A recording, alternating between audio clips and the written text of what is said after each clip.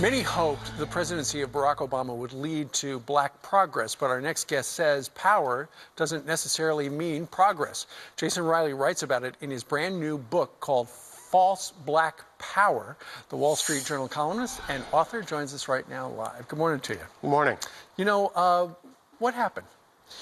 Well, since the 1960s, the civil rights leadership has really been focused on electing more black officials. And the thinking was that that would bring along black socioeconomically. If we could just put more blacks in office. Because white leaders were racist toward black? Well, yes, and that political power would lead to black gains economically and socially. And so Obama's presidency was really the culmination of that strategy. Right. And I thought it would be a good time to look back and see, well, what happened to the black masses, so to speak, in the Obama years.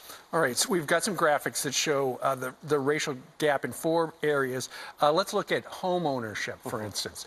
And the top line is whites who own homes. I think we're going to put that up. And the line below that, the red line, is black Americans. What happened? A couple areas. These are 2 areas where the gap increased under Obama. The white-black disparity in home ownership and household incomes was another area where we saw inequities grow under the first black president, something you probably didn't expect to see. There were other areas, poverty and educational attainment and so forth, where they were sort of flatlined. There wasn't much movement at all. But the point is that even Obama as president was unable to close a lot of these racial gaps that we've seen for decades. And I think that the lesson here is that black political power is not going to be enough in and of itself to close these gaps.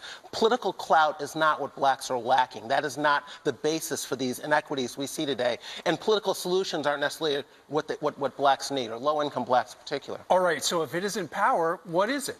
I think really what we're talking about are attitudes and behaviors, cultural traits. I think cultural capital, social capital, human capital, what economists call human capital, is really what's lacking, particularly among low-income blacks. And it's the development of human capital that is really going to be the basis of closing these gaps. It's not going to be political saviors. Give us an example of what you're talking about. Well, I think, you know, attitudes towards education, attitudes towards work, attitudes towards law enforcement.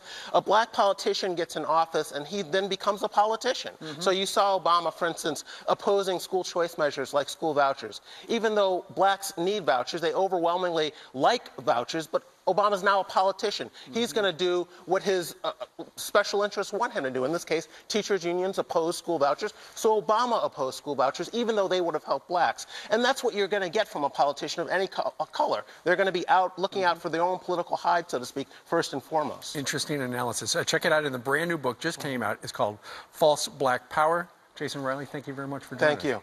Interesting stuff. All right.